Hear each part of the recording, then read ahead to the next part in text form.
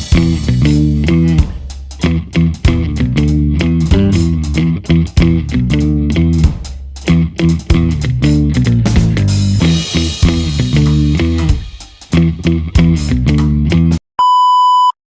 everyone! Mama S is back! So, kamusta naman kayo mga amigo, amiga, kumare at kumpare? Sana lahat kayo ay okay at hindi tuyot ngayong araw na to.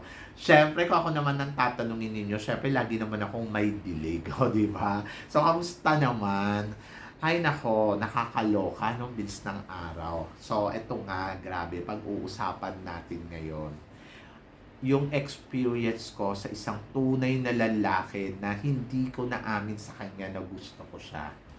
So, etong kwentong to, grabe, hanggang ngayon talaga, ewan ko kung nakwento ko na ito yata sa inyo, pero uulitin natin. Kasi dati, meron ako naging kasamahan sa trabaho, doon ko na-meet si Boylet.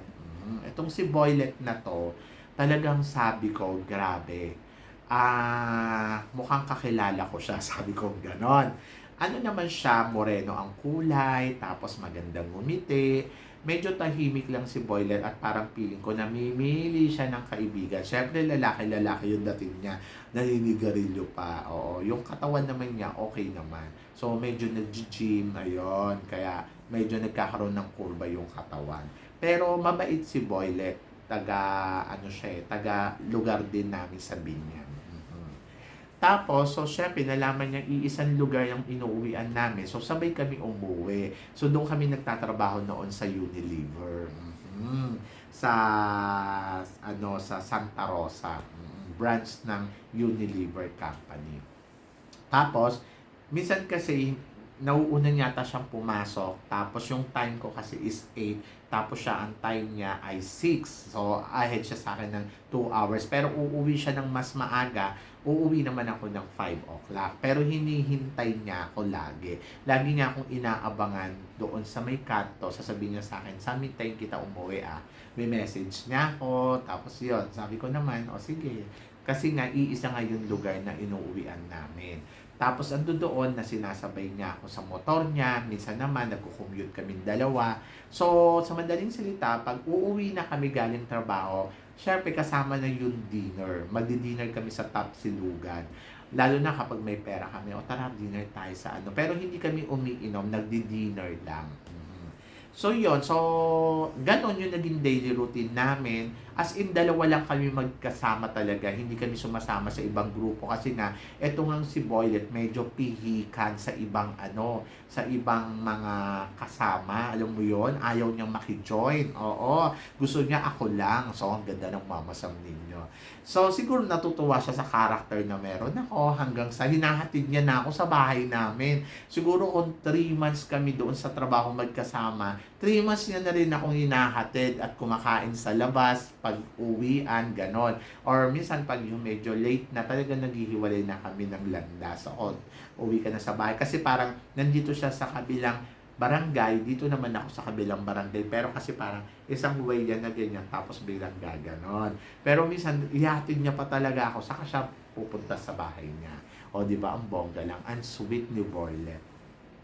Pero si Boylet, never siyang nagtanong sa akin, Sam, are you gay? Wala siyang ganun na momento. Akala ko naman, alam niya, kasi syempre kung kumilos naman ako, wala naman akong binabago, machika naman talaga ako. Pero naiirita ako sa kanya, yung lagi niya sinasabi na ako, si Sam matinig sa babae, kasi puro girls ngayon mga kausap ko.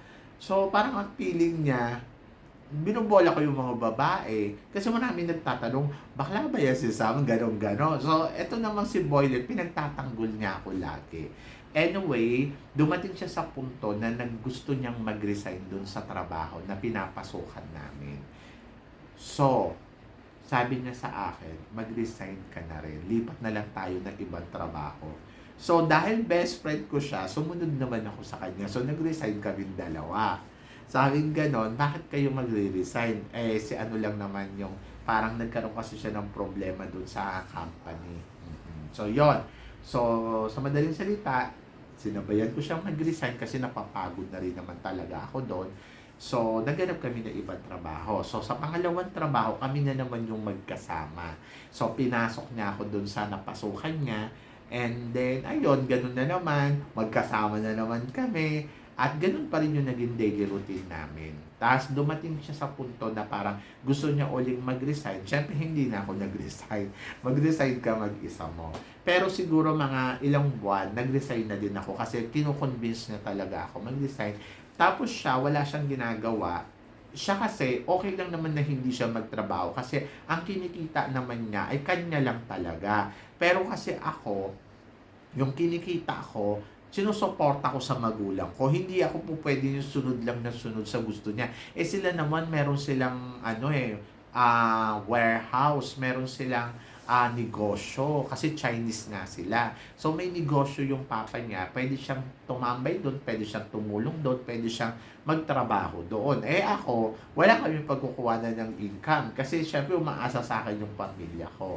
So ngayon, sinabi ko yung sa kanya, ikaw naman, may ganito, ganito. Tapos, habang naghahanap ako ng trabaho, siya naman, ayun, madalas siya sa bahay namin. Siguro na-homesick siya, naboboard siya. Punta siya ng punta doon sa bahay namin. Tapos, ayun, ayakagin niya ako lumabas, sumama sa bahay nila. Or, kumain sa labas. Ayun. So, minsan nanonood pa kami ng sine. Diyos ko, nakakaloka. So, ang feeling ni bakla para na akong jowa niya. Ganon. Habang tumatagal, hindi niya alam, nahuhulog na yung loob ko sa kanya. As in talagang dumating ako sa punto na gusto ko na siyang taguan kasi ayoko na siyang makausap, ayoko na siyang makita kasi parang feeling ko, lagi ako nagpipretend pag siya ang kasama ko na hindi ko ma-open ko ano yung eksaktong nararamdaman ko. Natatakot naman ako na magsabi kasi baka mamaya, alam mo yun, ang mangyari ay, alam mo yun, i-reject niya ako at iwasan niya ako. So, dumating kami sa punto, dinadala niya ako sa mga bar na nakakaloka, yung may mga babaeng sumasayaw. Pero hindi naman siya nagtitable, hindi naman niya pinapakita sa akin na nang bababae siya. As in, gusto niya lang ako kasama at gusto niya lang mag-inom kaming dalawa doon. Ganon. O, di ba? Ang weird. So, yon. So, dumating ako sa punto talaga na inayawan ko na talaga siyang kasama. Kasi hindi ako komportable. At medyo hindi ko na gusto yung nararamdaman ko talaga sa kanya. Sa lahat kasi na ayoko, yun nahihirapan akong kumilos doon sa kasama ko dahil meron akong nararamdaman tapos natatakot ako i-open. Ganon. So, I choose na wag na lang tayo mag-usap. Ganon! At iniwasan ko na lang siya ng bonggang-bongga. Ganon. So, dumating ako sa puntong ganon. As in talagang iniwasan ko na siya. So, yung iniwasan ko na siya, hindi na rin siya nagpunta. Kasi pumunta pa siya sa bahay eh. Tapos tinaguan ko na siya. Eh, nakita niya siguro yung tsinelas ko sa labas. So, parang nakakutob siya na, ay, tinataguan ako nito. Pero nagkita pa kami after 2 years, New Year. Sabi niya, saan ka nagtago? Ginanon niya ako. Saan niya hinanap kaya kita? So, ako naman parang nakalimutan ko na siya kasi iba na yung mundong ginagalawan ko. At malaya na ako sa ginagalawan ko. Tapos ayokong bigyan ng chance na mag-friends pa kami. Kasi nga, alam mo yun, natakot ako na parang, ay baka mamaya, mahulog na naman ako sa kanya or matali na naman niya ako. Yung alam mo yun, hindi na naman ako makakilos. Sa madaling salita, ayoko ng mundo niya kasi hindi ako totoo doon. Pero siguro kung sa simula pa lang nagtanong na siya, kasi hindi ko naman binago yung kilos ko eh. Or kung tinakel namin yung pinag-usapan namin yung hindi ko siya iniwan. O, di ba? Malay ninyo, naging kami pa. O, di ba? So, yun. So, dun sa part na yun, nahirapan talaga ako. Kaya, tinaguan ko siya. Pero, sa totoo lang, gusto ko siyang balikan this time dahil gusto kong malaman kung kamusta na siya. Tapos gusto kong sabihin sa kanya yung kwentong to at gusto kong marinig kung ano ang magiging reaction niya at kung ano ang magiging sitwasyon ng kwentong yun. Yung ganon, kung meron ba to be continuous or magiging ganon ba uli yung friendship namin. Kasi pag nasabi mo na, doon mo malalaman kung gusto ka niya o hindi. Di ba? So, yun. So, majonda na siya ngayon kasi matanda siya sa akin ng 5 taon. Oo, nung time na yon. And ayun, so hindi ko alam. Pero looking forward ako kasi siya yung parang feeling ko na meron dapat akong sinabi sa kanya nung time na yon pero hindi ko na ilabas at wala kaming closure. And aaminin ko na talagang minahal ko yung lalaking yun at naloka talaga ako sa nararamdaman ko sa kanya. Yung tipong, alam mo yung sumasama ka sa kanya tapos hindi mo masabi yung eksaktong nararamdaman mo dahil alam mo straight guy siya. Oo.